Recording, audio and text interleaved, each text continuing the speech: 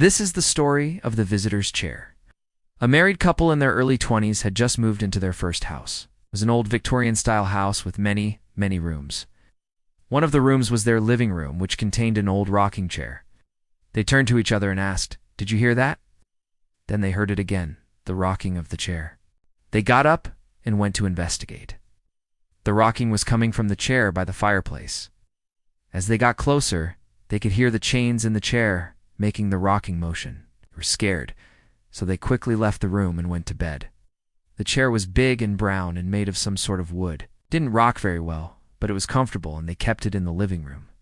One night they were watching TV in the living room when they heard the distinct sound of the rocking chair rocking back and forth. Now, they weren't the superstitious type, so they figured there must be a reasonable explanation for the noise. Maybe some pipes in the wall were vibrating and making the chair rock.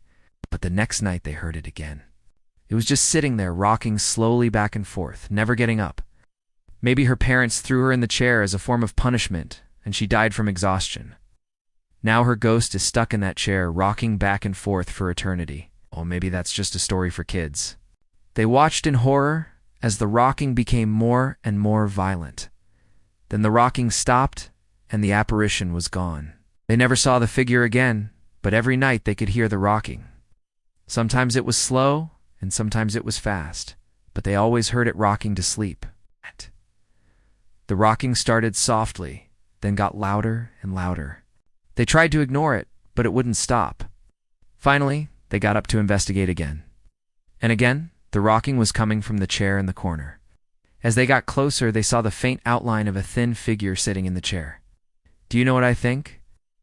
I think that chair was haunted by the ghost of a little girl who died in that house a long time ago. If you want to hear more scary stories, stay tuned.